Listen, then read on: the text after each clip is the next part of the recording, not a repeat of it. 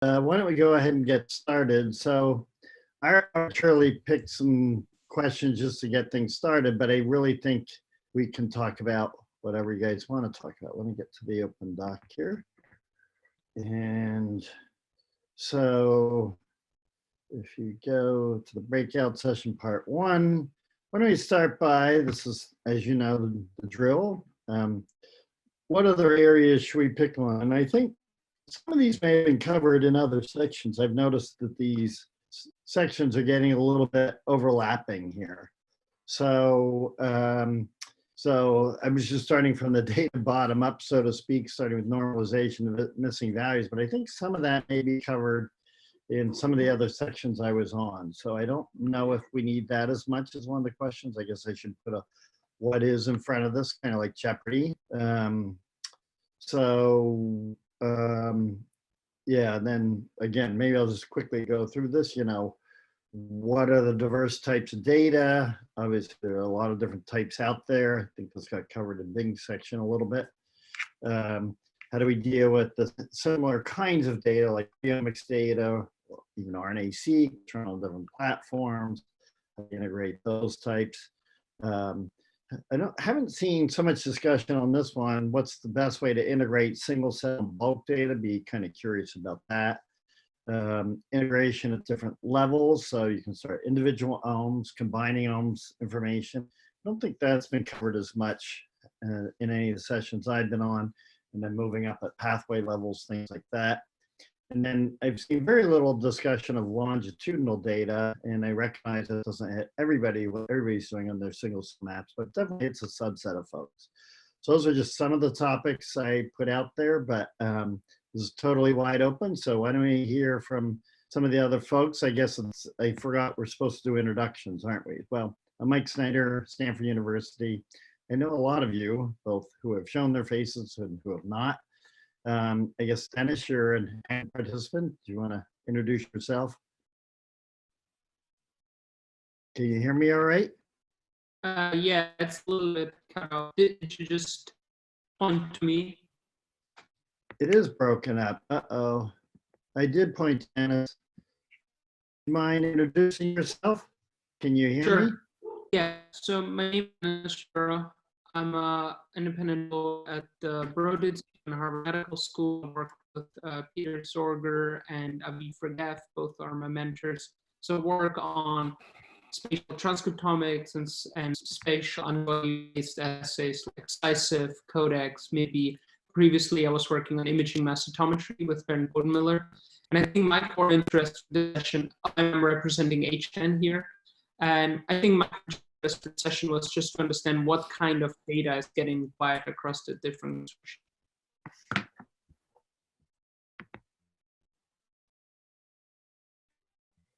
Okay, thanks. I'm trying to close my windows because for some reason, my internet's not so good now. Robert, do you want to introduce yourself?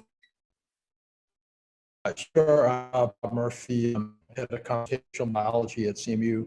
I'm part of the Hive tools component, and I'm dealing with the image, especially the Codex imaging pipeline for the downstream analysis of pattern analysis and so on.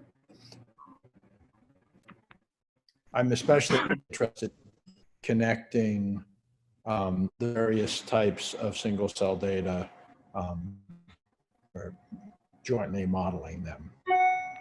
Okay, thanks. Chin, do you want to introduce yourself? Chin, can you hear me all right? Yep. Hello? Okay. Sorry, I'm muted. Yeah. Hey everyone, this is Chin from Ohio State University. I'm a associate professor in biomedical informatics department. Currently, I'm interested in integrating specifically single cell RNA-seq and single cell ATAC-seq data. Yeah, in my current project. Thank you. Okay, and is it Kanya? You're kind of cut off by something sitting on top of it. Would you like to introduce yourself? Sure, Kavya, hi. You mentioned Kavya, Mandel's. sorry. you hear me? Yeah. It's a little laggy. Mike, you mentioned mammals were illegal, so I'm here to stop any illegal activity. Can you guys hear me, or am I just? Yeah, we hear you. I didn't understand your comment though, but okay. Your role is what? So I'm a second-year grad student. I work with Richard Caprioli and Jeff Spraggins. So we're kind of funded with HubMap, and so a lot of our work is integrating fluorescence, multiplex immunofluorescence. So we do some codex work and then linking that with imaging mass spectrometry. Okay, well, we're only 5 participants, a rather low number given the number of people on the call. Does anyone else want to become a participant once again? Do you see me? Yeah, Bing, I don't see you, but I hear you. Okay, this is Bing Ren. I'm a professor at UC San Diego. I have been part of multiple consortia, including ENCODE, Roadmap Anti-Genome, and the 40 Nucleome Consortium, and most recently also the BRING initiative. So I'm very interested in the topic of multi-omics integration. Great. Yeah, you're supposed to put your video on, Bing, but maybe. I turned on my video. I don't know what else I can do. Yeah, People okay. see me or not? Now you, at least on my, but we will know you're there. So any others want to participate? Okay, my connection is as good as yesterday. I sound a little broken up, I think. Is that correct? Or can you guys hear me all right? So I just Yes, asked, we can hear you. Yes, very well. Okay. ask All right. one of the people whether the recording makes your internet connection also slower. Wow. Am I recording? I'm the host. All right. I thought I knew Zoom until now, but okay. Well, we're back to recording. Yeah, I see. So that's why it's sorry about that. Looks like Kadi's on too, which is great. Kadi, you introduce yourself? Yeah, I'm Kati Born. I'm at this Indiana University. I'm leading the mapping component, one of the 2 mapping components within HubMap. And I'm very interested to listen in to how you plan to federate across the different types of assays. So in HubMap, as you know, we have many organs, 25 plus assays. Mike, is this still the plan? So there's a lot that needs to be harmonized. There sure is. Okay, well, let's get back to, if we're looking at my screen, these are the discussion prompts. So I didn't put them in the what is category, but this is what we're supposed to cover. So, what do you guys think? Ultimately, we want to distill this, I think, to a mental number, probably 2, maybe at the outside, 3 different areas. I mentioned before, I think a lot has been done on data normalization and missing values, at least in some of the sessions I've been on. So I don't know if that should all become one of the ones we use. But first, what are we missing up here? I guess start with that.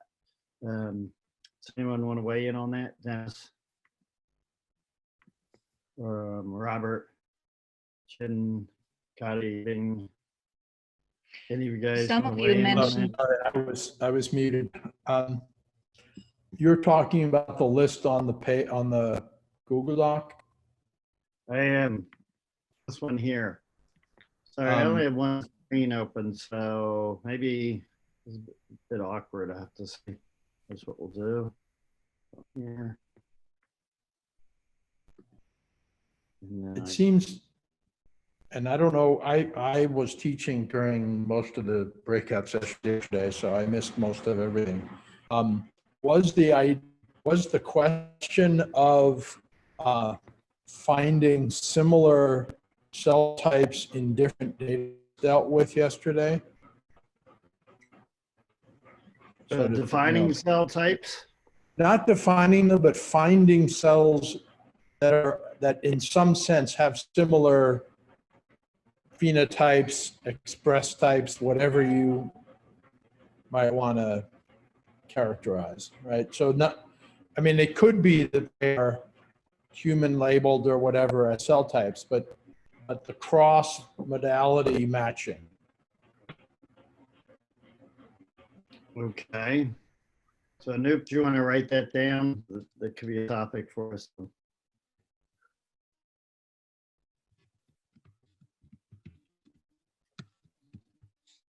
Yeah, so basically, like, how do you map the cell types from, say, a tax-seq onto, or from metabolomics onto, say, RNA defined cell types? Is that what you mean, Robert? Bob, by the way. Oh, sorry. Again, this being broken up is pretty uncool, I gotta say.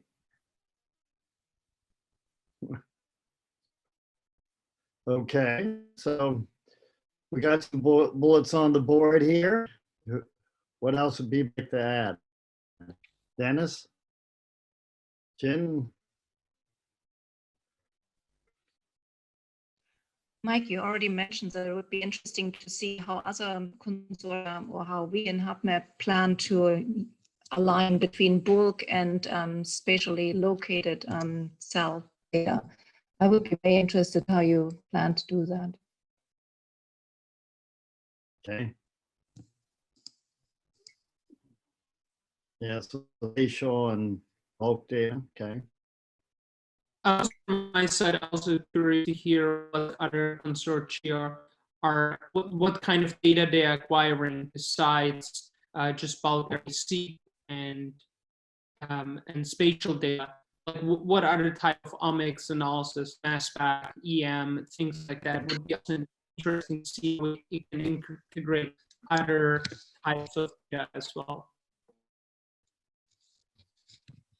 Okay. It's a pretty diverse set of data when you add it up. I think we had Kavya was doing, she's from Vanderbilt, did I get that right? So she's doing the metabolomics imaging, which is pretty cool. Yeah, I was interested in when you at different levels, because on one hand, we have a lot of spatial information, but then I think it would be interesting to talk about how we might link those across pathways, because there you might have more of a time component. So you're kind of mapping across space and time. So thinking of different ways that we might start approaching that, I think that would be interesting. Okay, fits a little bit with the longitudinal concept.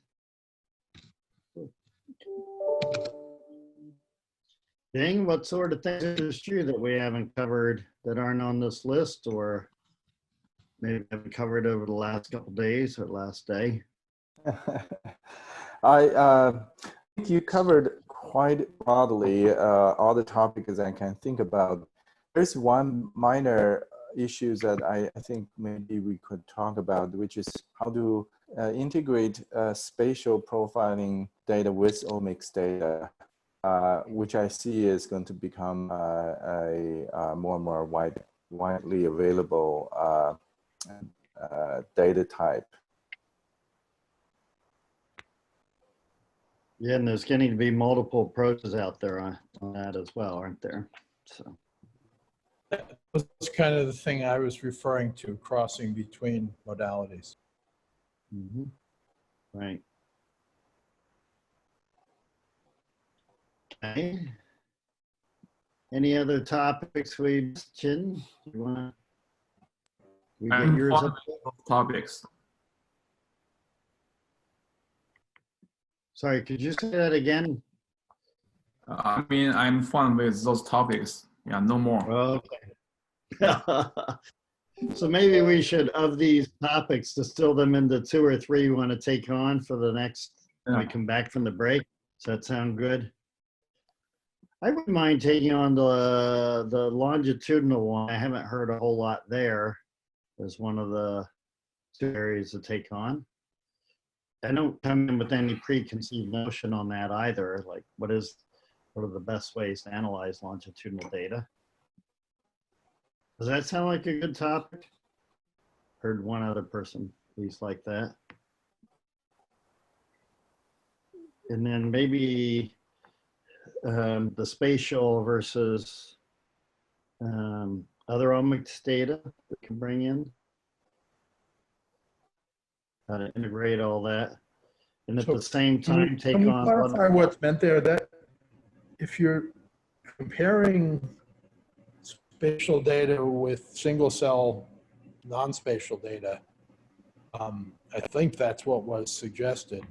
And that is exactly the same as the thing that I mentioned first, which is crossing between different data types. Right. So I think that's an important topic. Okay. I would Okay. agree. That would be an interesting one. Which one? Say. The one Dennis? with where you have bulk or single cell data and then combined with spatial. Do you want to lump that in with this other one or break it out as a third I topic? think bulk versus single cell is kind of a different topic. I was thinking of two different single cell methodologies. We can Right, remove I think- the bulk. I was just saying that that could just refine the composition of like a tissue type, but I think we No, can remove the bulk. No, we can break it I out. think bulk versus single cell is an important topic. Yeah, why don't we break it out as a third one? I think if we're very efficient, we can take on three. Are these the three we want to take forward in the next section? Because we're a little bit ahead of the game. I feel like data normalization was covered by other groups, correct? I forgot what we did in yours, Bing, what we settled on. I don't know the normalization. In fact, I think the question remains an issue. In yesterday's discussion, we didn't touch too much on the how to normalize cross data. We did say, I think we end up deciding on, oh gosh, I felt we didn't, yeah. Okay. Oh, there was a separate topic that was devoted to data normalization yesterday, and I haven't seen how they plan to move forward. Yeah. Well, why don't we put that as a question mark? We're at 4 of these things now. Yeah. 2 different single cell assays, like the TAC and RNA. Connect spatial and other information. Can we put all, I know they're probably different enough, aren't they? The spatial information I was talking more referring to imaging modality that I think was probably a more specific iteration of the general topic of multiple modalities. But I see that imaging data is becoming more and more widely used. And it's really powerful. So I like to maybe bring it up specifically for discussion. Okay. Go ahead. Well, again, I just think the topic is for any pair of technologies that we're using, what are approaches that are appropriate for trying to either match cells, individual cells, or match populations of cells, or model one relative to another. And spatial is certainly a good example of that. Right, you would possibly lump the second and third ones together then, Rob?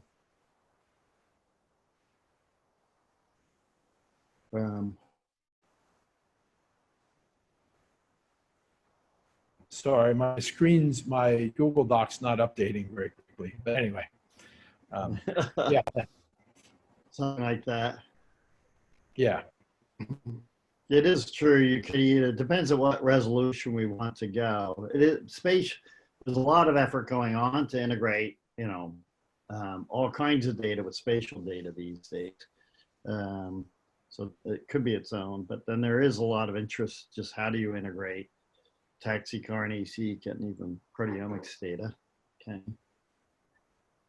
but we can put those in the 3 areas.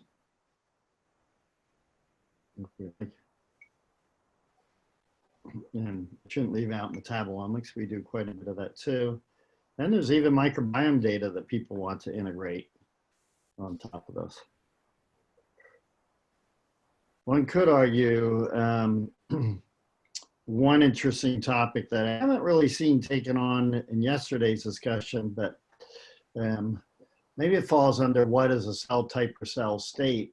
But this idea that when you start integrating data, you can possibly define a better cell state information, perhaps, meaning contextual information where you have same cells, but in different contexts, they give different patterns, somewhat different patterns, and that can often be teased out through integration, but maybe that's getting enough.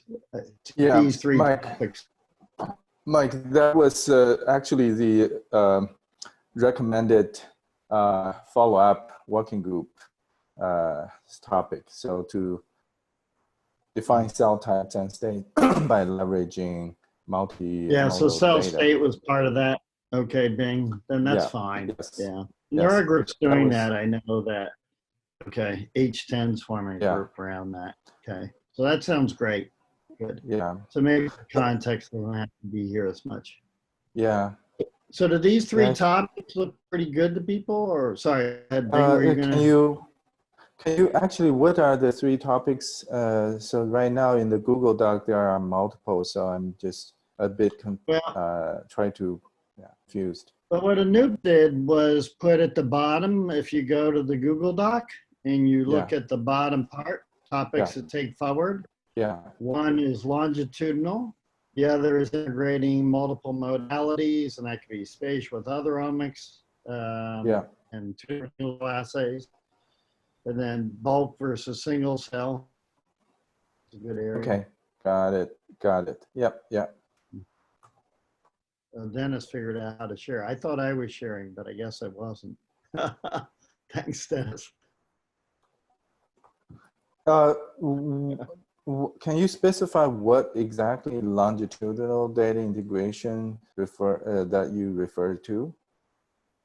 Well, kind Is of it over time, over lifespan, over developmental? Or it could be over perturbations, right? But generally temporal, right? Okay, temporal, yes. Yep, Right. yeah. So either over time through a perturbation, and if you have longitudinal data types.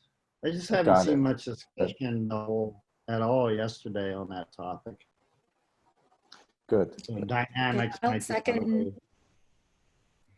No, I was just going to second that there was a lot of discussion on, integrating different modalities with things like cell type, but I didn't see a lot of temporal data either. So I think that'll be really interesting, especially because we have people who are doing, like people who are kind of encompassing both spatial and temporal work here. I think they'd be really Yeah, so as keywords, temporal, dynamic, that kind of stuff, could all go under that topic. Well, if you ask me, those 3 topics seem like plenty. Yeah, that's both are, all of them are very broad areas. Yeah, and I think there'll be fun discussion. Somebody can put a what is in front of it to give it Jeopardy style. What have we missed? Kadi, did you get your thoughts in there? Looking at all the speakers. Yeah. Thank Kavya, you. I don't know if your speaker is better or not, because mine might be a little bit disturbed. But Yeah, my internet is weak, so I turned off my video. Sorry for that.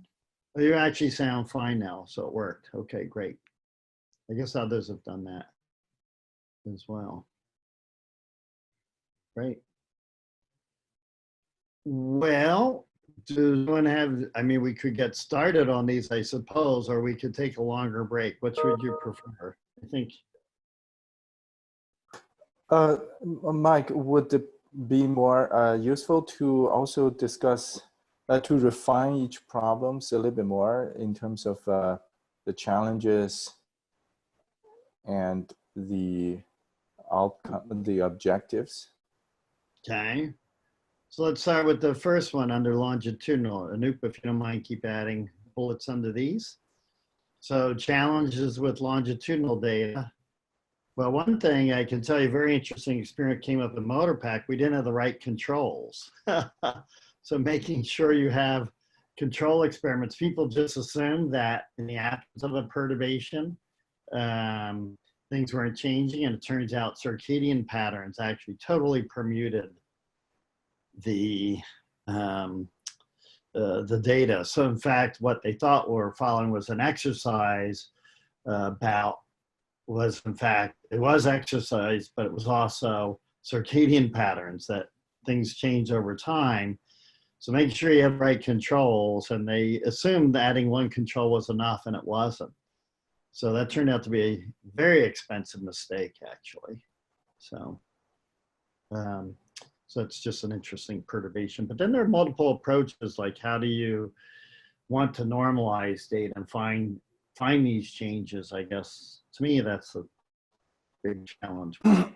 Is exactly what you're looking for. Now, are you looking for patterns? Are you looking for individual molecule changes at specific time point? So these are some of the topics that come to mind for me. How about for you guys? What do you think?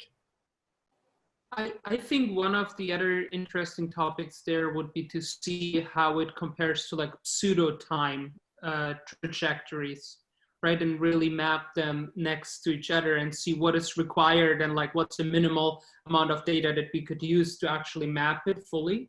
So that would be something interesting, at least in my opinion.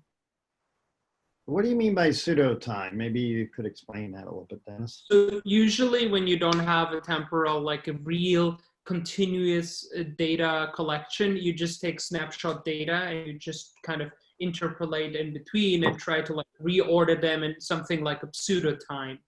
Yeah. Okay. Other comments for the longitudinal? I'd also be interested in data visualization of this kind of data. I Okay. don't know, yeah. Yeah, that's a good one because that gets very challenging, actually. Well, we're going to be off to a great start when we get our 75 minutes. I think we'll need it to cover all three topics anyway, so.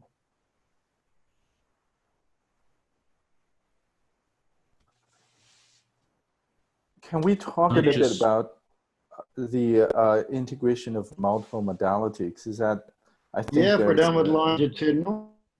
Okay. Oh, okay, great, yeah. No, that sounds good. Then we start putting some bullets under integrating multiple modalities. So a lot of spatial data, when it's integrated with other data, they anchor it, right? You'll take some key components from non-spatial data. This is now integrating non-spatial information, spatial data. So you take information from the non-spatial, and by having spatial information, anchor it back on to define your, especially if it's single cell data. It's trickier if it's bulk data. But then how do you know those assignments are right? Often you're might be integrating single cell RNA-seq with, say, codex data, which is proteomics data. That's one example. Yeah, so again, I don't think this is specific to spatial. That anchoring or that linking applies to any pair of modalities if you have a common set of markers between them. Is that what you're referring to? Fair enough, yeah. A good example at trying to map integrated attack and RNA-seq is the example right below it. Yep. Yeah. The dimensionality usually goes higher than when you're doing it that way, but because you have more types of measurements there. Yeah, so maybe we can distinguish between the cases where there are markers in common and the cases where there aren't. Right. Okay. Question? Then there probably were things you wanted to put under this bullet. Yeah, I think the regarding integrating attack versus RNA, I understand there is still quite a bit of challenge there. So I'd be very interested in hearing what people think about this challenge. Has that been overcome, or is there a need to better address this challenge? With regard to spatial data such as MERFISH with omics data, I think the RNA-seq data probably matches quite well with type of MERFISH data already. May be less a challenge. And then there is the spatial, chromatin. Then there is chromatin landscape, such as single cell high-C type of data that also needs to be integrated with single cell RNA-seq and so on. And that's going to be challenging too. So it's more when you have different kinds of data. Obviously, MERFISH and RNA-seq are a lot closer measuring. Yeah. Then there's the issue, I guess, of rare cell types, right? That's often not picked up so well. That's right. With some of the assays, depending what the assay is. So maybe rare cell types could be put under the challenges. And I guess also one issue that we probably want to discuss is what are the objectives of integration across modalities? Is the objective to produce so-called complete molecular modality maps for certain subtypes? Or are there additional objectives? For example, I think if you look at longitudinal data, the objective is likely going to be dynamics of the gene regulatory networks. But for integrating across modalities, maybe the idea is to provide a link between different molecular modalities, infer causality between different modalities. Is that the objective? It's several-fold, right? One objective, this is a great question, actually. One objective would be to define pathways that are different, so to tease out their biology, but it can also tease out regulatory information, right, as well. So if you see a difference at RNA level versus protein or versus metabolites, you may actually see certain pathways are activated metabolic signature and not at a person. Tells you other some activity information. Right? So that's a really great point, I think, that you just raised. What is the purpose? Comments? Tin, how about you?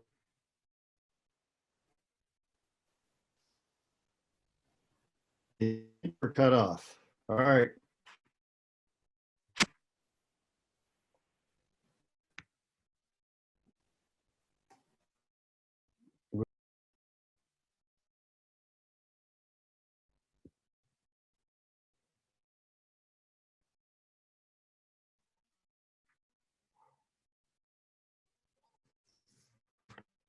Yeah, figured I'll stay mute. I'll keep the video off. Can you guys hear me better now? I'm not sure what the issue is.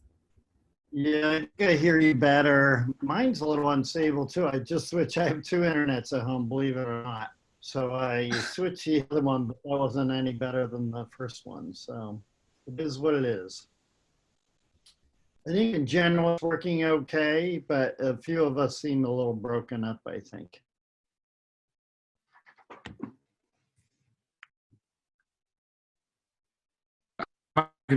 Speaking, I think my computer was not very well connected, so I reboot my computer and hopefully I hear you and you can hear me now. I do. You're a little bit broken, but you made it through, so that's a good sign, Chin. Moderator, can they post the password for the meeting so some of us can call in using our phones?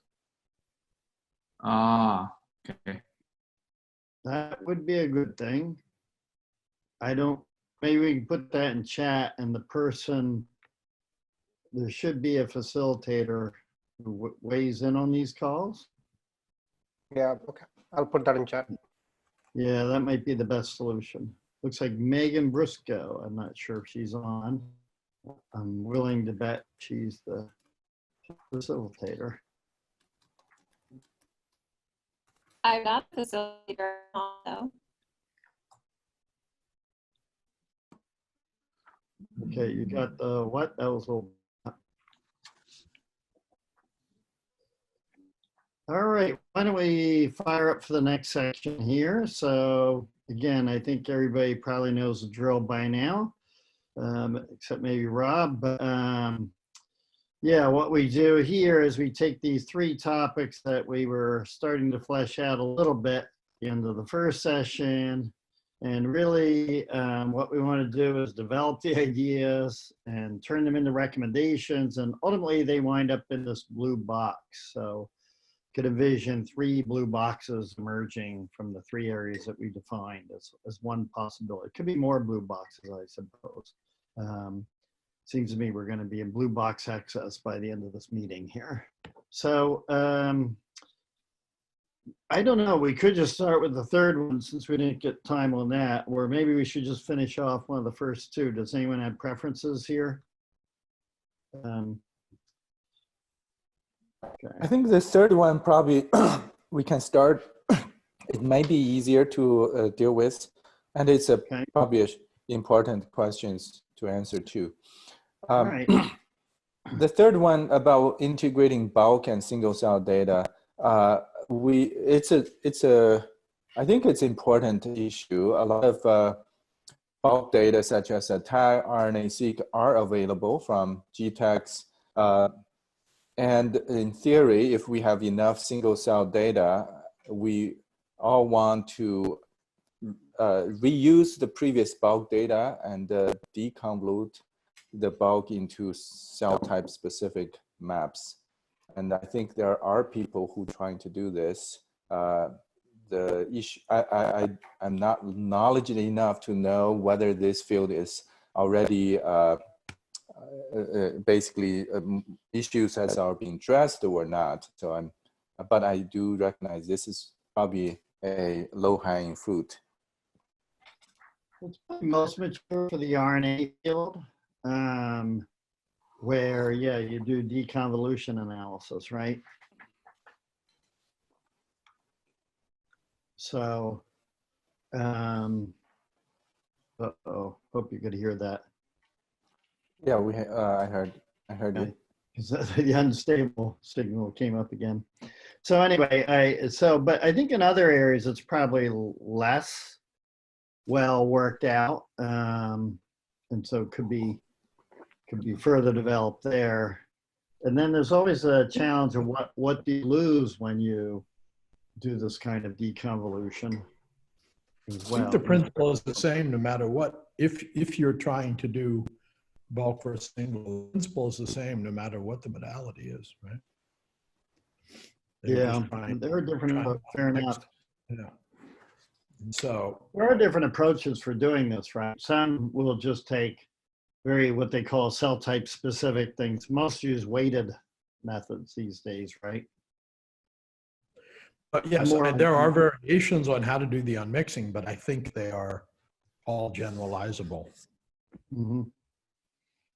Do we have an optimal program for this? I mean, I guess like you say, there's quite a few out there. CyberSeq. So sorry for chiming in late. So we've looked at this quite a bit, and one of the main challenges here, as always, is the sort of the lack of ground truth. But there's, especially in the RNA field, there's a lot of methods out there, but they usually perform very differently on different data sets.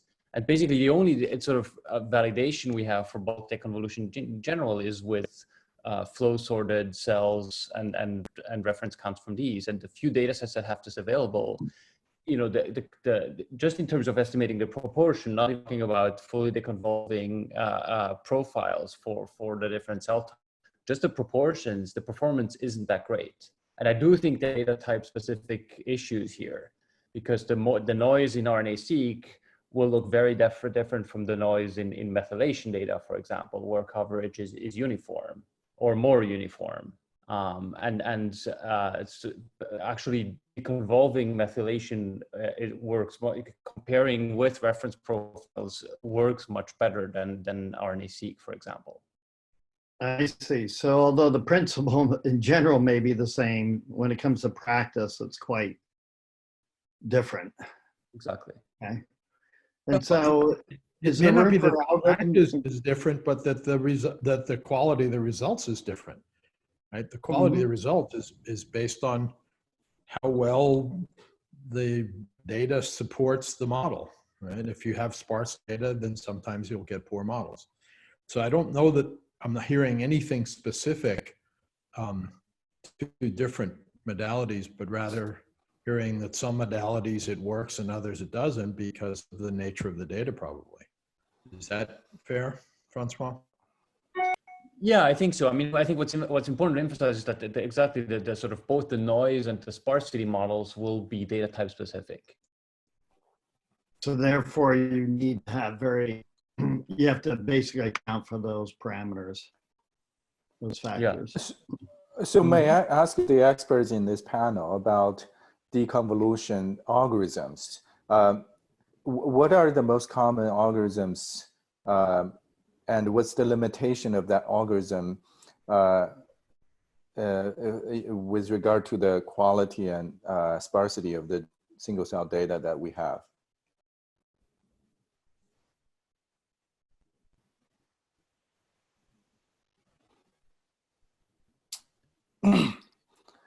Is linear regression is the most common used algorithm here?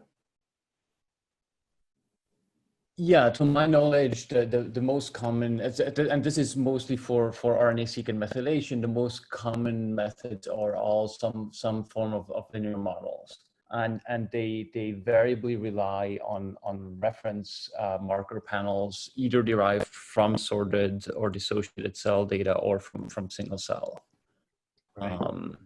And one of the challenges there, a little bit in some comparisons we've tried to do, is for some tissues right now, the best data that's available is from single nucleus sequencing. And because the expression might look very different in this modality, than if you're using, if the marker panels that are being used, if they're not just sort of binary or binarized versions where that characterize on or off expression of very cell type genes, then sort of transforming the reference expression profiles from the single nucleus data to bulk RNA-seq, there's just a transformation that we don't know, and so if those data are being used as references, the expectation is basically that the convolution won't perform very well because the expression might look very different in the different modalities. So I think the main issue is that we're really sort of lacking in many cases sort of control experiments where we have essentially the same sample sequence with different modalities so that we can build better models to integrate these data types. So I think what we're talking about there is the distinction between, blind unmixing and supervised unmixing. If you're saying that you know what the fundamental components are and therefore you're just trying to estimate proportions in the bulk data, that's supervised unmixing. If you don't know what the signatures are, then that's blind unsupervised mixing. That's a fair point. And that then gives to the general concept that, what is the best way to get optimal modeling, right? Yes.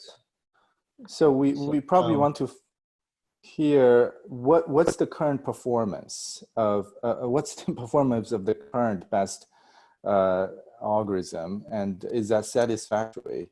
Well, they probably work well, like on the cells like hematopoietic cells, like if you think about any of these, RNA, what have you, because you get isolated and pure cell types. Where it gets tricky is when you have tissues and you break them open, and then there's differential breakage, this kind of stuff. So the population on which you are sometimes analyzing single cell data doesn't exactly match the bulk. So then you really do need strong reference cells, right? Yeah. I don't know how much we want to get in the weeds here. Probably what we need to do, though, is define the limitations for each of these that you do, so that they can be accounted for. Getting back to maybe what Francois was getting at earlier. If we know what understand the limitations of each of these experiments, so that they can be properly accounted for. Was somebody going to say something? Was that you, Bing? Someone else? Chin, did you want to weigh in on this? Actually, I'm also very interested in the single cell data integration. Yeah.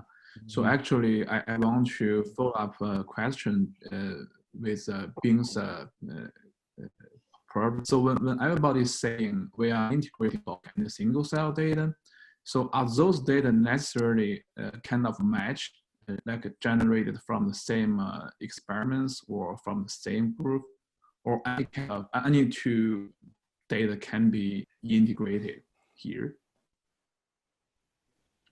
The fundamental assumption, which may or may not be true, is that the single study is sampling from the same population as the bulk data. If that's not true, you're never going to get a good fit.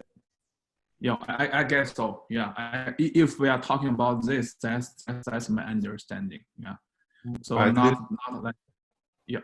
Go ahead. This is you know, the groups that are doing single cell could easily take the same sample and do a bulk, and that bulk could be compared to past bulk experiments, and then you would have an internal reference and a bulk that you could then see whether or not you could apply across other groups, and you know that might be a better point of view. So it wouldn't be very difficult for all the single cell groups to just take a bulk sample and then do that in parallel. The complication is, I guess a lot of people do take their bulk data and try and deconvolute it with single cell data that's out there. Right, but the groups that are, but this is mainly focused on single cell project, right? So they got basically the message to folks that are doing single cell would be, why don't you take a bulk sample that can be used, then you have a direct comparison with your single cell from the, then that information could be then potentially used to apply across to all of the bulk experiments that have been out there for a decade. How would that do that last thing you said? Well, because you know what truth is from your single cell to your bulk, right? And then you would apply that. Only applies to, but that truth only applies to that data set. That's true, but then you can compare how that bulk compare, right? Since you have truth for that sample, then you can take that to other liver samples or say, okay, or wherever, and then try to say, for example, how well does the bulk match the bulk, right? And if you know that it's not, if there's some other confound in there, that it's not going to be very easily. Oh, I see. You're not saying that it's just conditions, whether the two populations are the same. At least under those conditions. Yeah. All right. Well, how about, I mean, at least you're not trying to compare the single cell data across to other bulk that doesn't essentially have a reference for that bulk sample. And it wouldn't be very hard to do that. So to try to take for all the organs, to try to take, you know, a bulk sample of your cell, just match that. And then potentially that could be used to ask how similar are those other bulks. And if they are, you could use that as true. how about Data to produce a bulk. True, but But the complication is what you maybe said earlier, which has to do with the separation of nuclei, the fragility of cells, et cetera, et cetera. So all of Yeah, those they- factors would be taken. All right. I want to move this to a blue box so we can get the other two topics, if that's okay. So why don't we call this title single cell / bulk correspondence or something in the blue box?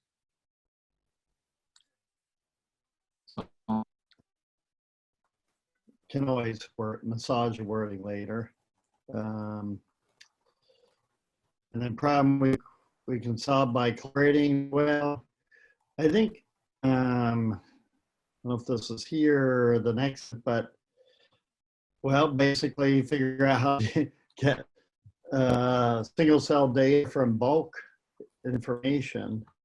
And I think it requires defining what the right control experiments are, what the limitations are, what the, putting this in general terms now. Yeah, what algorithms are out there, and yeah, what understanding noise, things like that. So I think that's in principle, people want to learn this across the consortia probably should form a team. Uh-oh, what was that? Hello? Hi.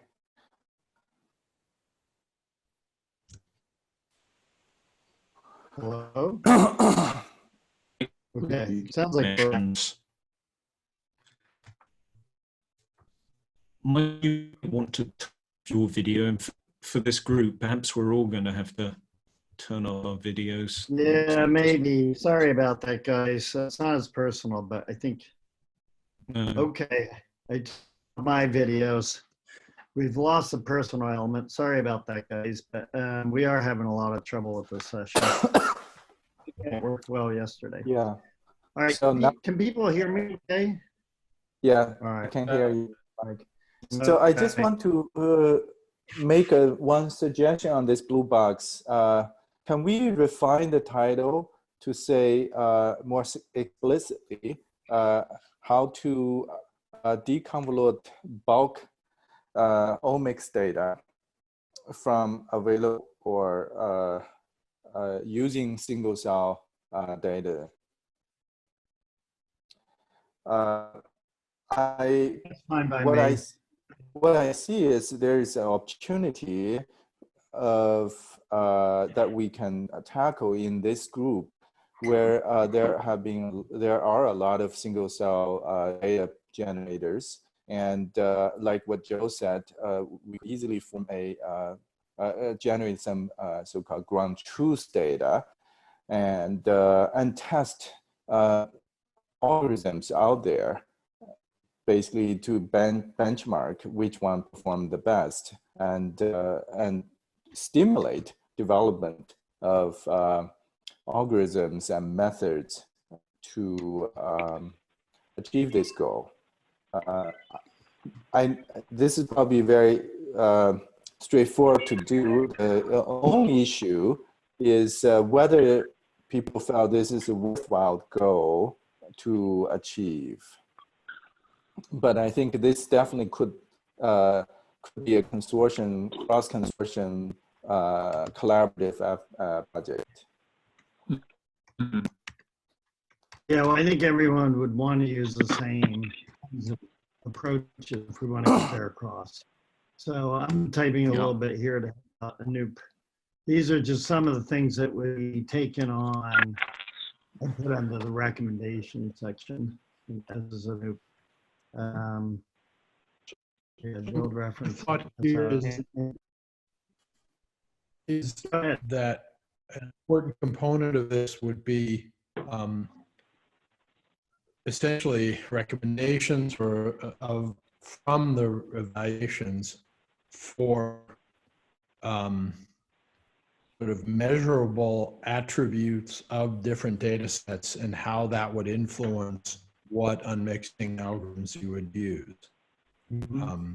Different approaches have different tolerance to different tolerance to noise, different abilities to work with sparse or limited data, and so on. And so potentially recommendations, of take your particular data set, calculate the following things, and then based on that, we end using this particular algorithm.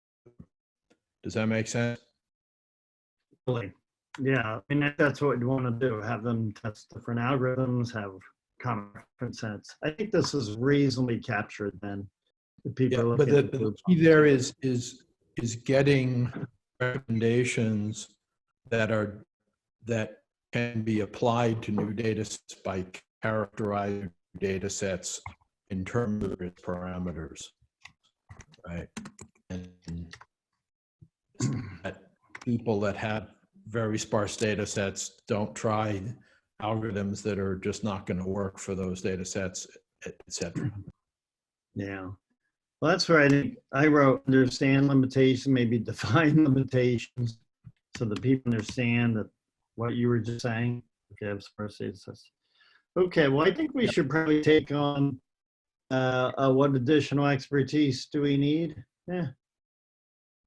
So the moderators, does that include us? I think so. And then all the folks who have been vocalizing here. People who just add their own name, I suppose. Everybody who is participating, just add your name. And then what additional expertise do we need? Anyone interested, I would say. That's probably members from each consortia, so they'd buy in. I think everybody's doing this. So. Yeah, I'm not sure there's additional expertise needed, but potentially additional participants. That's a good point. Yeah, those would be the participants. Sounds like Francois, for example, does a lot of this, so we'll make him chair. Yeah, I nominate Francois. Especially if he's not on the call anymore, and he's perfect to nominate for this. I'm still here. It's okay. Oh, I see. You are still here. All right. Very good. Well, I think that's far enough for this one. Again, we don't have to have it all solved on this call. So why don't we move to one of the other two, back up the scheme here. So let's take on the longitudinal one. So there's a lot of notes up top on the longitudinal. Maybe we can just grab that and paste it down below. So I guess we're going to rehash a little bit here. So as I say, if we take the first section here, now bring down to here. For those of you who are on the Google Doc, I'm pasting, oops, that top part. So I think what we did previously was we defined some of the challenges. So same thing in control experiments. Here's a pseudo time, which I guess often think about for imputing things. Yeah, Kadi brought up data visualization. Yeah, what else of longitudinal data? You know, there's a lot of different algorithms out there for trying to tease out patterns or here's like we do a lot of C-means clustering for longitudinal data. So that's what have you guys been doing for those of you who do this sort of thing? Dennis, I think you expressed some interest. I'm not sure a lot from you. So do you want to give some comments here? I don't have longitudinal data experience because it's really hard to get what we usually have are snapshots of, for example, let's say you have a pre-treatment sample, you have an on-treatment sample, and you have a post-treatment sample, and then you try to align it accordingly to like a transition. So algorithms like Wanderlust or Monocle 2, all of those algorithms could also be applied in like a longitudinal analysis, as well as on spatial and cell RNA-seq data. So from my side, I think a lot of the spatial data that we get, it's just very hard to do to do highly multiplex imaging where you don't destroy the tissue or fix it. But I think it would be interesting to see what are the consortia using live cell imaging, for example, and then map them accordingly with some snapshots parallel to it as an example. And then you would have an anchor point, and that would allow you to actually get this kind of longitudinal study where you would have snapshot data on the one hand with very detailed molecular insight, potentially even RNA-seq at different steps, but then you also have like live cell imaging. Okay. Great.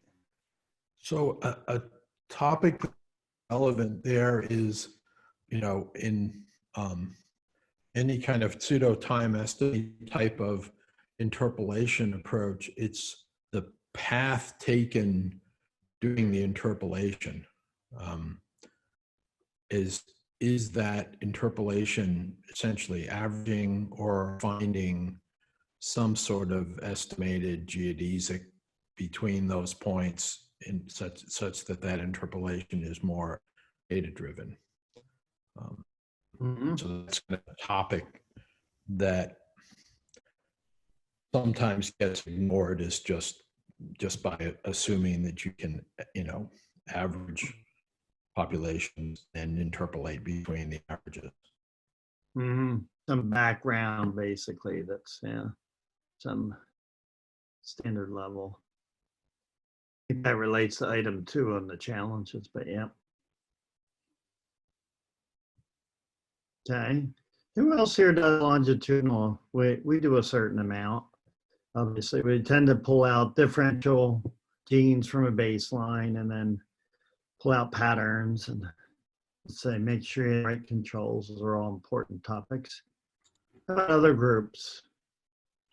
So we do it in the shape and subcellular pattern context, right, of reconstructing longitudinal dynamics from static data. Okay. Oh. Okay. So what are some of your other thoughts then, Rob, to some of the things listed here? Let me look. If you're down on the Google Doc there. Whereabouts are you?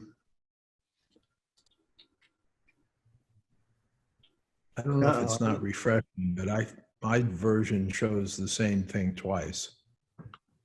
Yeah. Are you on the Google Docs page? I think so. Okay. Down at the bottom, it has 2 blue boxes that both say the same thing.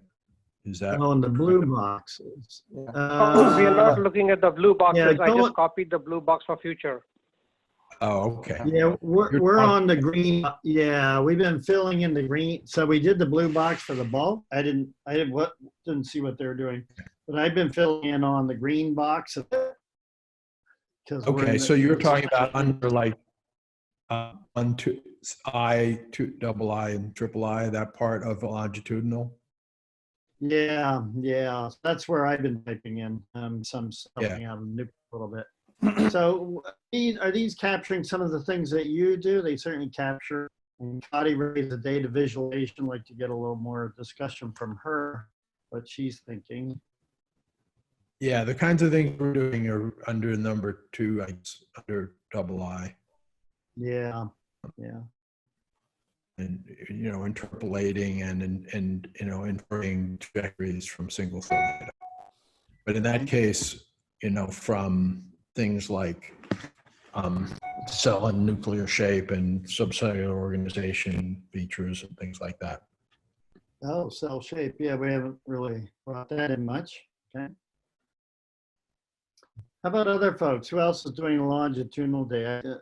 Maybe we'll come back to Kati for a moment there on the visualization is a really big deal on dynamic data because it's often very hard to capture when you're dealing with lots of other data types. I don't know if she's still on, but if she has some additional thoughts there. Not sure I see her on, but some people have switched the phone. In visualization is another area where averaging is an issue because a natural tendency if you've constructed a bunch of trajectories and to try to visualize that is rather than showing individual trajectories, show such, average across all cells. And that's where you potentially are creating something that is not an actual reality that any of the trajectories show by that averaging. Okay. I don't know if that made sense what I said. Yeah, If you because have- you're I was Go just ahead. going to second that, saying that there's a lot of dimensionality reduction that we typically end up doing, and so that would be something that would concern me. Is, are we condensing or collapsing on the dimensions that we might actually need, and therefore introducing in the artificial information? And I'm not sure kind of what has been done in the field.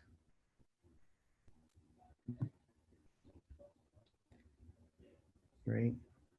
So within HubMap, I guess we don't have as granular of time data or longitudinal data. So what we're doing is within our group is collecting normal kidney and getting things like autofluorescence, codex, some metabolomics data, and also some MRI data. But down the line, we are hoping to get some more longitudinal. So this would be kind of long-term patients who come in and maybe give a second sample. So that would be kind of a different, I don't know if others are doing that kind of time series, but that would also be something to consider, is how do we kind of connect the data that's not just like a perturbation, but actually like a long-term time component, if that kind of makes sense. Yeah, and then HubMap, people are trying to take folks from different ages, right? That raises its own issues, but with the concept that you could potentially make developmental time courses. Right. Because They yeah, often we're trying to come classify like here from normal different kidney. ages. So sorry, go ahead. No, that's all. I'm just trying to play with your idea a little bit here. Some groups like an H10, they do have time series data because they've done treatments and things like that. And we're trying to make time data, I suppose, from pre-cancer sorts of stuff. So that's a good topic. And there, a big challenge is to try to reconstruct anything like that, having enough samples. Right. So it's And if a you are really- getting them from people, yeah, it's the individual heterogeneity across folks is a big confounder. Okay. Any other thoughts on the longitudinal? Don't know how much we've really gotten into the algorithms, but that can be more of a topic for this group, I suppose. So what, are we ready to give it a blue box shot? Move it all down? Sure. Clone. So why don't we clone all this up here? These are topics I think should get discussed in any blue box. So the title is longitudinal or pseudo-longitudinal data. Is that fair? Or inference, I think, is maybe more. That's probably better. I think I like the word inference.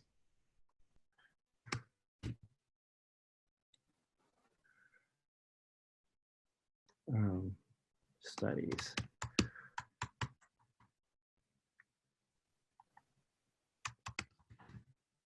There's all kinds of problems there. So take on, see if this is suitable here.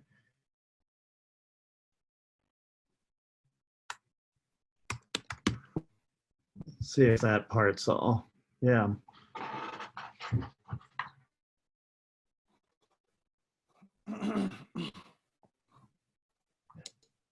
Is sharing the screen useful, or should I just stop sharing? It depends. For me, I left my glasses in the other room, so I kind of have to look at the Google Doc because I need the increased font. I can't quite get it big enough from your screen. But I don't would it think. be, I don't think leave it the up there. screen sharing help. Oh, okay. Doesn't help. Okay, so I'm on the Google Doc. We're on the second blue box for those of you who are trying to follow this thing. I think everything we said at the beginning is quite relevant now. Ooh, what did just do here? Trying to change the formatting here, but maybe that's not so easy. So anyway, I think the problems you can take on are these challenges we've listed here, algorithms, interpolation, you know, that could go, visualization. These are all legitimate problems, I think, that this group could take on. I mean, here you'd have one or more working committees I think you would want to do. Probably one, because fewer committees is better. This may only be relevant for some consortium, not others, based on what I heard.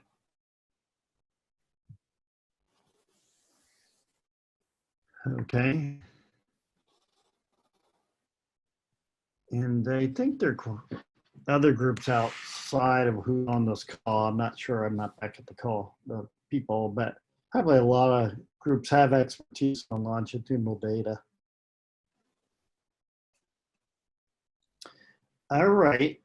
Yeah, members from each consortia, outside efforts, all right here. Maybe one comment that we had also in other discussion groups would be also to come up with like a minimal standard of information that is needed to actually, when people release longitudinal data, what is needed to be able to use it for like multi-omics approaches. I think coming up with like what are the controls that are needed, I think that was mentioned previously, and what kind of anchor points could be potentially used. I think this would help a lot of the data generation when they design the experiments. That's a great comment. Yeah. Would be useful to also to collaborate with other groups on that, to make sure that if we're trying to integrate with multi-omic data, that other omics are collecting the same kind of info. So make sure multiple omics are collected.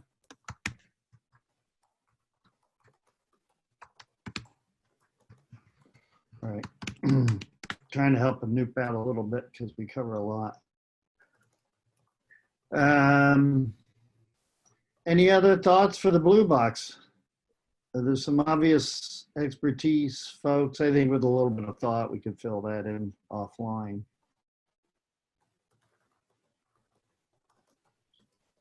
All right, let's go back to now that middle bullet, number 2. I'm going back to the green section here that we took on. Where is that? Okay.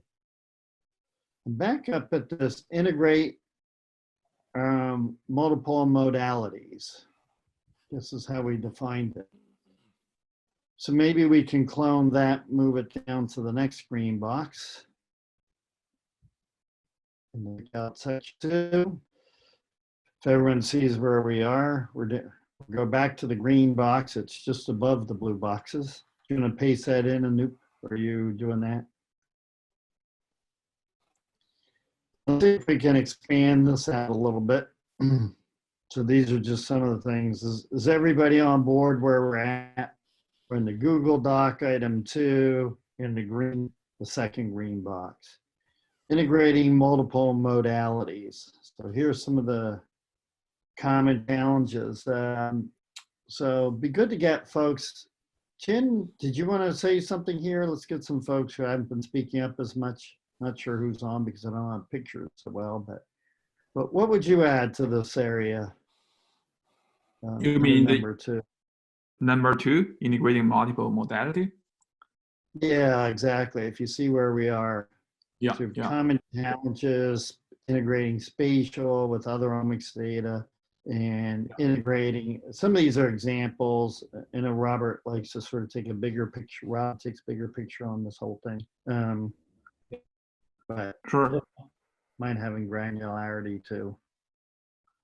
So first of all, I want to share information. So my group just have a paper published in Trends in Biotechnology, reviewing all the methods and algorithms for single cell multi-omics integration. Yeah, so in that paper, we paste that in the chat box. Why don't you paste that in the chat? Yeah. Let me paste it. When you're done here, but go ahead, keep going. Yeah. So in that paper, we reviewed all the current methods for the single cell multi-omics data analysis. We found different kinds of multi-omics technologies, and but the methods are not developed in parallel. Yeah. So only few of methods and the tools claim they can do the integrative analysis of multi-omics data, but some of them are like popular ones, CIRAD things, but some of them have significant challenges. So when we talk about the multi-omics data, so I personally suggest whether we can divide the multi-sequencing, like DNA, RNA, methylation sequencing data, separate that with those proteomics, metabolomics, spatial information, because in terms of the data property, they're kind of very different. When we want to integrate, maybe the technology, the algorithm level are very different. For example, when I want to integrate single cell RNA-seq and single cell ATAC, that algorithm could be very different if I want to integrate single cell RNA-seq and single cell proteomics data. So that's my quick comment, and let me paste the paper.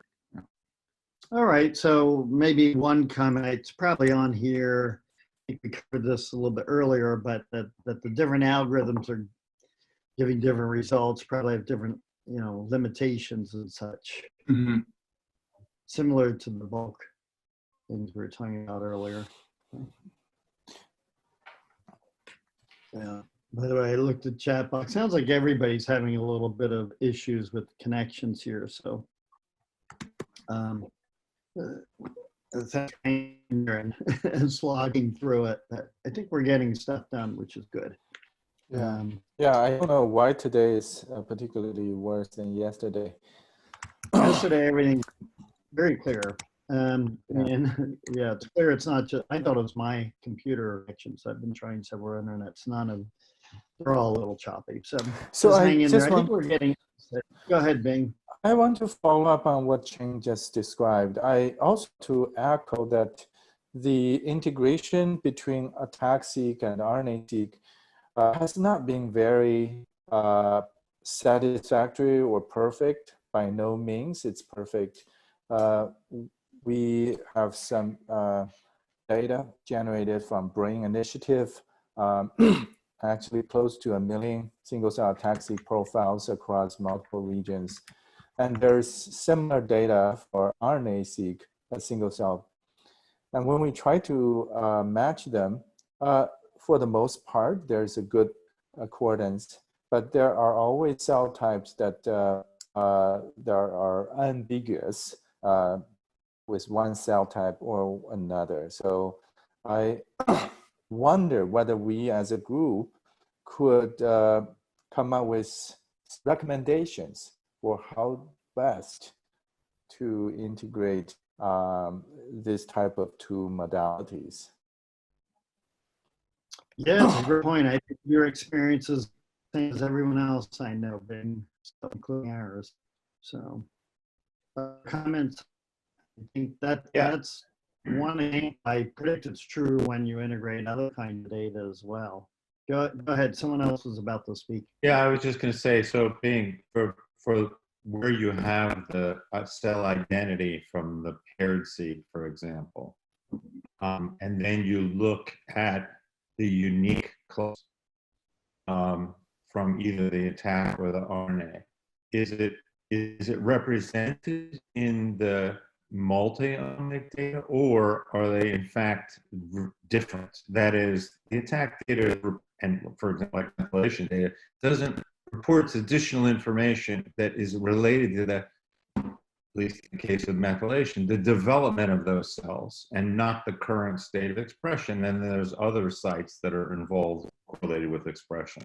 So from the multi-omic data, do you see that there are in fact clusters that you can account for that RNA? It just, or what, how does that help? Joe, that's a good question. We have not get this parasitic data, which is joint assay of RNA attack for the same brain regions. But this is a very good point because we can generate such data and can address it. And then the algorithms can be tested against that truth data set, right? Yeah, yeah, yes. There are some cell patterns that just don't seem to match up very sense. Kind of like from attack data that don't quite match with RNA, right? That you're not so sure about. Right. We could drive the what's driving the RNA clusters may be different than what's driving the attack cluster, Totally. right? Yeah. So they don't necessarily have to correspond because information is somewhat orthogonal, right? So it is. We've done triple omic data. We've done we've done methylation, open chromatin, and for example, RNA-seq from the same nucleus. When you cluster that data for like 10, it's not many cells, maybe 10,000, you get different clusters, right? That are driven by the unique aspects of that information. And so, yeah, many of them. They're all from the same cells, you're saying? Joe, you're saying from the exact same cell?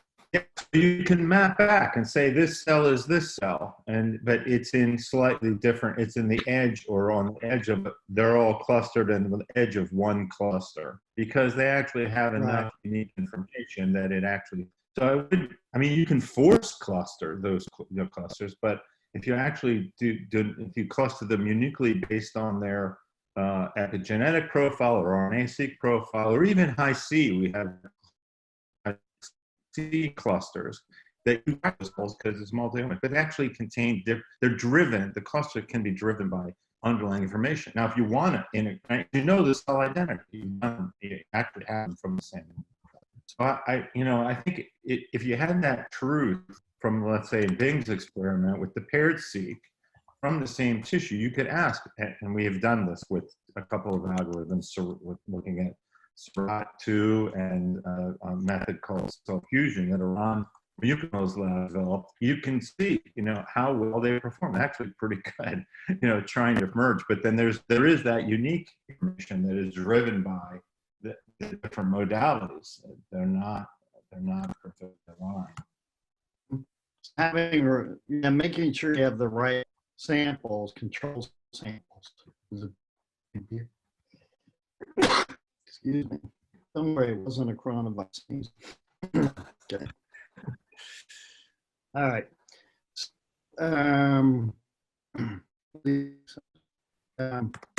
Okay.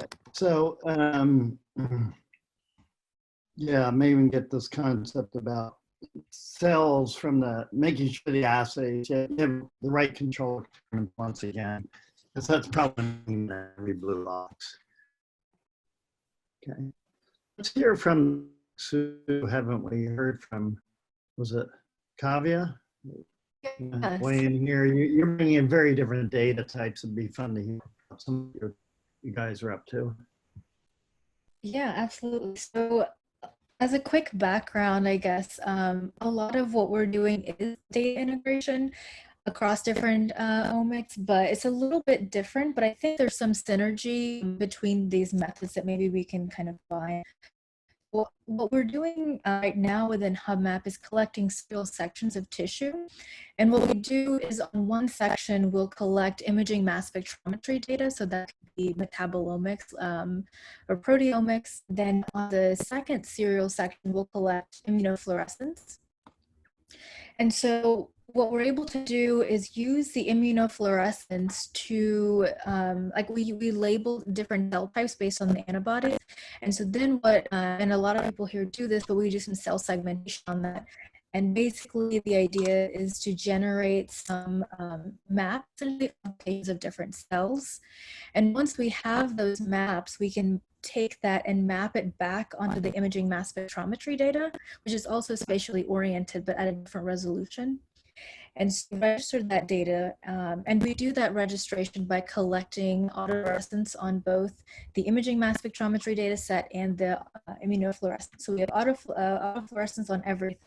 We do the registration, and then we are able to use the information from the immunofluorescence to do some spatial data mining on the metabolomics data. Mm-hmm. So essentially cell type. Yeah, so you're anchoring, right, once again with the fluorescence data, like some of the cell type information. Exactly. And we've also expanded. By the way, just goes on the B, if you don't mind. Just asking a new mind is probably, but yeah, sorry. Oh, no, you're good. I was just going to say that we've also expanded so beyond just single cell, but a lot of times in the kidney, the things that we're interested in, the substructures, they can encompass broader or multiple cells. So things like proximal tubules, for instance, they'll be inclusive of maybe 10 cells. And so a lot of our segmentation is not just single cell, but also substructure segmentation. So we kind of use that cell information to drive that integration between the two modalities, the three modalities. And the reason you do the more one cell is because you more information in the whole substructure than you do in the single cells. Why, or is it just because you're limited by the resolution? So a little bit of both. Our imaging mass spectrometry, our IMS data, we're at about 10 microns, the hub work. And so that's definitely more coarse than what we get on the microscopy side. So that's part of it.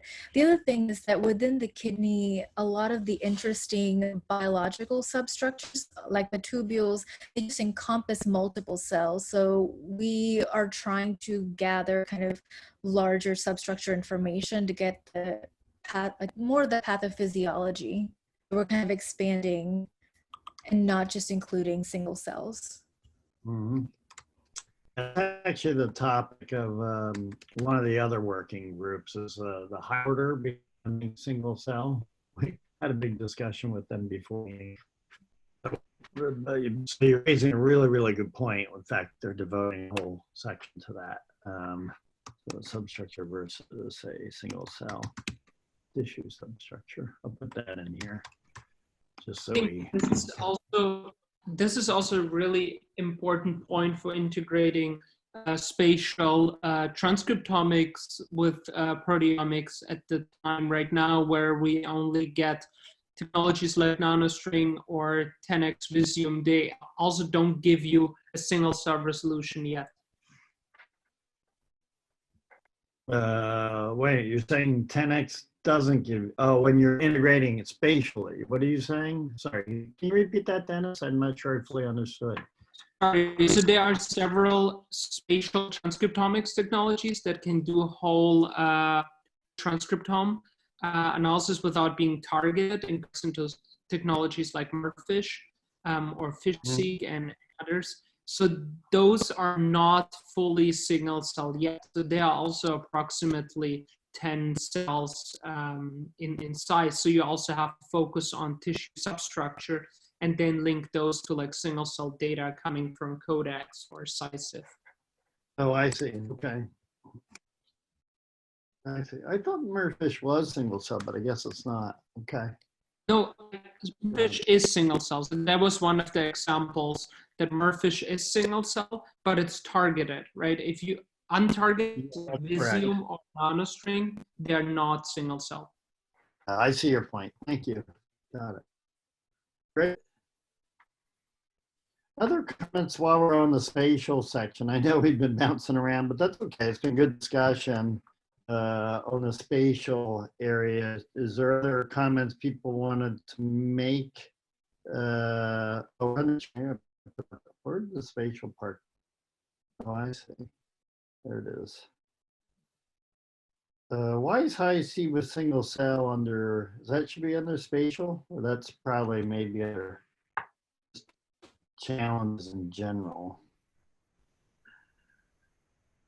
I have a quick comment or question, I guess.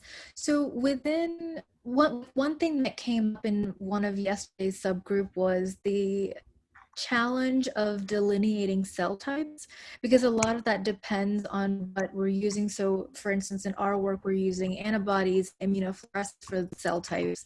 But I know that within the transcriptomics field, the way that you might delineate cell types is different. So I don't know if that's going beyond the scope of what we're discussing here, but I think that is an ongoing challenge of just making sure that we're able to speak the same language across different modalities and across different fields. Yeah, totally. I think that's came out of Bing's group, so I'm not sure that we have to do it here. Bing can comment. And I know it's a big topic in the H10 group. What is a cell type? Or was it HubMap? Yeah, yeah. Yesterday there was a discussion on how to better define cell types, right? Using. I think it's a fundamental question. I think it's one that has to be handled by all the consortia. So there is another session that dedicated to taxonomy definition using multiple variety of single cell data sets. So there needs to be a whole blue box on this for sure, just on what is a cell type and cell state. Yeah. All right. Yes, I totally agree. We have about 15 minutes left if I have my timing right. So I think what we probably want to do, you got a new, why don't you just clone that and now move down to the blue box? So, because they cut us off sharp, you probably know. So let's do our third blue box. By the way, 3 blue boxes is pretty good, you ask me. So Snoop has already been filled in here. This is great. He's ahead of us. Great. It's like we are achievers. What's that, Dennis? I was saying that's probably more than any other group has provided now with the blue boxes. That's because we're experienced. Just we have a day of experience behind us. We've kind of learned we have got to get to our output here. So I think this is, I think I like the system too. If we define the issues in that green area and just clone them, these are all, and I recognize these are just talking bullets for the most part, but it seems to me ultimately these probably turn into working groups. Now, realistically, this could become several working groups. I could see one that, like the speed guys have their own world, if you ask me. So I could envision there being one more working groups recommendations here. And I'm sure there's an overlap with other people's blue boxes. So now I'm typing in. So the main thing, I'm listening to a lot of discussion, and it's all focusing on, well, this is slightly different than that. But I think the area that we need a work group on is on making sure that all methods are available or evaluated that are generalized across these different cases. Recognizing there may be tweaks to them for particular data types, but essentially trying to, if you will, cluster the different types of cross-modality integration we want to try to do, and then explore solutions for each of those generalizable cases, rather than thinking in terms of, okay, all right, this is a solution for this particular pair, and a different solution for this different particular pair, because that we have a lot of that in the field now that are where there isn't generalizing happening, generalizing and then customizing, if you will. Yeah, so you're worried we get to tend to split or use hyper, so to speak. And you want to make sure that, yeah, we stay at a higher level, which is fine. It does seem like the spatial folks do operate in their own field somewhat differently from those who are integrating molecular, but that's just me, my impression. But, Yeah, and there are at least some commonalities there that it would be important to explore, I think. Yeah, I think I get your point. So your idea is that yes, you can probably look at this at the individual, but let's not lose sight of the fact that some of these principles are cross-cutting. Would that be a fair summary, Rob? Yes, that would be, yes. Okay. Maybe we can capture that somehow here. I do think these groups, they really do like to get into detail, and it helps them understand the noise and some limitations by getting, like the spatial guys do think a little bit, if you will, differently than molecular integrators. I'm labeling people by strange names, but you know what I'm saying, I hope. So you could start with one working group to discuss this and break it down into subgroups. That might be an interesting way to do Yes. it. One general Having more cross-felt fertilization so that each paired group doesn't re-explore all the same territory would be good. Oh. Might break. I was going to say, oops, that might break into subgroups. Okay, I did something weird here. We can capture why that's important. Okay. I like that. How about others? I don't know, Kadi, we haven't heard from you in a bit. Maybe I do think visualization tools, which you often bring up, is a big deal when you're thinking about multi-omics data, complex data sets. It is something interesting. It would be good to come up with some that probably could go up, take on as a group 4 here on visualization somehow. Just adding that bullet. Yeah, what about other thoughts? We have 10 minutes, so we have plenty of time. This is a big area. What have we missed up here? Let me go back to my working, see what Bing, did you get enough airtime in there? Thanks, Mike. I think there are growing number of methods out there that try to integrate across modalities. Ecker is one of them. Another is called single cell fusion. And this is a rapidly evolving space. The issue we are trying here to address is to make if we can make some recommendations to the field about pros and cons of different method and outline the limitations. I think that would be a concrete achievement. I don't really know whether that's service to the community, broad community, or it's a limited interest. So this is for the group to decide. But I felt personally there is still a lot of space to grow there.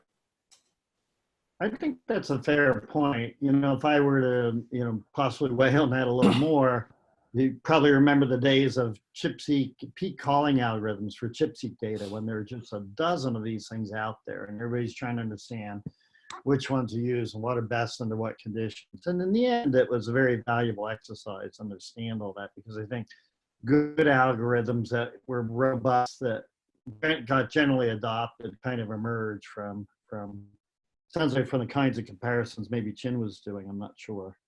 So anyway, this is, so I think this concept's an important one myself. Francois, did you want to weigh in a little more with some thoughts on, because you do stuff in this space, right? No, I put you on the spot. Are you getting lunch or a cup of coffee or something there? Well, maybe not. Let's see, who else was on? The problem with not having the visuals anymore is I can't tell who's active and who's not. Yeah, do we capture all your points, Kavya, on here? Yeah, I feel pretty comfortable with where we're at. All right. How about any of the quiet crowd? Those who I see a ton of names on here. You know, we've got 8 more minutes. I know they'll just totally truncate us when the thing ends. So if, yeah, someone from the quiet crowd says, hey, you guys missed this, love to hear it now. That'd be terrific.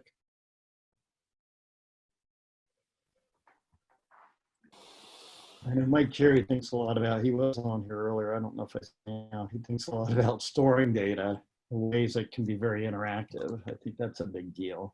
Fits a little bit with visualization, but I recognize it's different.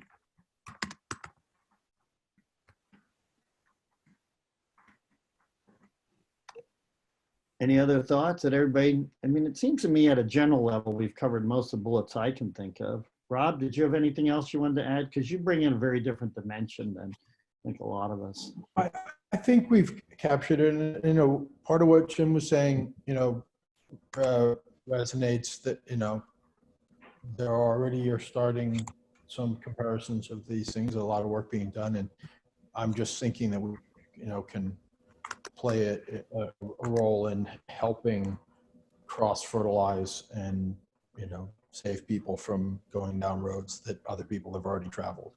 Yeah. And there are people, when we look at additional experts you need, you know, people like Will Greenleaf are really, they make a living out of integrating RNA, single-cell RNA and attack. And I know guys like Gary Nolan or same thing for spatial and single-cell RNA data, things like that. So those are the folks who would be good. Well, I don't know if I have any more we can add early. There's no sense just killing airtime. My own view is we probably could have taken on a 4th bullet. We were very efficient. Should have done a 4th bullet box, guys. What's that? I said I did have one quick comment, I guess, on the second, on the blue box, that's the multi-omic data integration, the last one. Yeah, sure. So under challenges, bullet 3, I guess the point that I was trying to get across, like I feel like we have a pretty good handle on integrating imaging, mass spec, and immunofluorescence, but the challenge is going to be integrating that data with some more of the transcriptomics work. In my mind, I think that that will be kind of the really interesting part that we have less of a handle on. Where are you? You want to add this to bullet 3? Is that what you're saying? Or I'm trying to get myself oriented. Yes. Where were you? So Mike already added something. Okay, got it. Great, thanks guys. Thanks. Yeah, I see, got it. Okay, I see what you're getting at. Great. Well, as I say, I think if everybody's happy, I feel like we covered a hell of a lot of territory here. These 3 working groups will have plenty to do. I actually think this ultimate one, this 3rd one, will want breaking into. I like Rob's concept about starting out as a general group to frame it, and then breaking into subgroups to get into some of the specialties, but not lose track of the big picture. That makes a lot of sense to me. I like that concept. Hey, Mike, this is Anoop. So one just comment was that in the first box, we essentially talked about how we needed to create gold standard data sets. And that point is relevant for all the other boxes as well. So do you want to explicitly state that, or is that not a need? Yeah, why don't we put that in there? I suspect that's true of every single blue box. That's going to merge. So how do we make, I mean, maybe this is a long discussion, but how do you make gold standards, you know, across these technologies when you can't do the same samples for the same, with the different technologies, right? I think the integration is one where the approaches need to come up with something other than referring to some, you know, gold standard or ground truth, but rather have other criteria for how they're evaluated. But Well, that's it's a good question. Yeah, it's a great question, but there are, right, it probably depends on the system you're looking at. Like if you're looking at isolated cells, say blood cells, well, you can fax them or do single cell data of different types and integrate. But once you get to tissues where subsets of cells break open differentially, and one thing we didn't talk about, just occurred to me, is what's the difference between single nuclear RNA and single cell RNA? They're not, everyone who does this knows they're not the same. So Robert, this is Bing. Let me make a brief comment. I think that's a great one, what you just posed. But there are certain molecular modalities where, for example, RNA and the tag can be coagulated from the same individual cells in large numbers. So that could serve as potentially gold standard, if you may say that, with all the caveats. And I think yesterday we discussed multimodality profiling, and there are other multimodality assays out there where they can serve same purposes. I don't know whether that addresses your concern. Yeah, so my point, I guess, is whenever it's possible to just measure them simultaneously, then you just measure them simultaneously and you have no integration to do.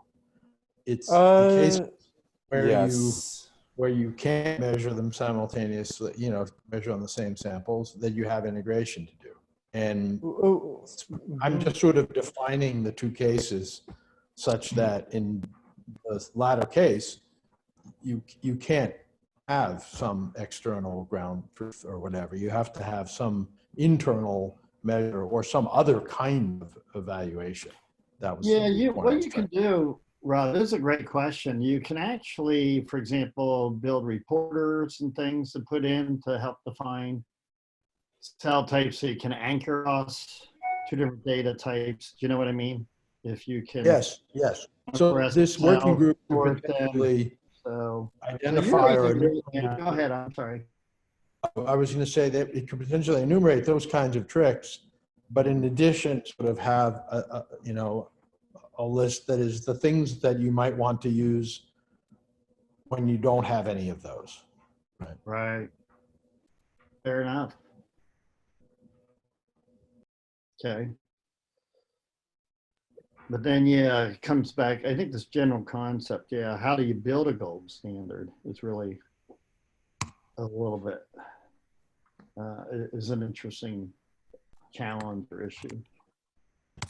And, the computational biologists among us are struggling with this issue all the time, which is, if everything you do has to be independently, compared to some experiment, then what's the point of making any predictions, right? And so, because you have to be plenty of cases. There have to be plenty of cases where, you're building a model of something, and the reason you're building it is because there is no way of measuring that directly. Right? Anyway, that's kind of an aside, but. No, that's a fair point. And that's the kind of, like you say, it does come up quite a bit as discussion. Well, how do you know what's the right control? Okay, well, I think we're at the end of the hour if I understand the schedule right. So, or 75 minutes. So I don't remember what we do next. Do we go back to Maine or are we on lunch break? I have to get that back to my calendar. It's lunch break. All right. And then what do we do? Do we reconvene back in the main room? Yes. Okay, after lunch. And what time is that for who's ever saying all this? 1:05 Eastern time. 1:05. Okay, so we got a 35-minute lunch break. Okay. Great. Good talk, all right, everybody. well, yeah, I think we covered a lot. Thank you all. This is really good. I have a very quick general question. What's the plan for following up on these discussions? What's the follow-up? My understanding is they pull together all the blue boxes and figure out how to merge them. I may be wrong on this. I honestly don't know. But I think that's what they do. And I guess the hope is they would turn into working groups. But if we wind up with 45 working groups, we're Yeah, that's right. even by our current lockdown situation, I think we'll still fry all our neurons. So I think we've got to turn them into something manageable. That would be my 2 cents. So anyway, just wanted to correct myself. It's 1:15. 1:15, that sounds more right. Yeah, 45 minutes. All right, great. Well, thank you all. Yeah, good session.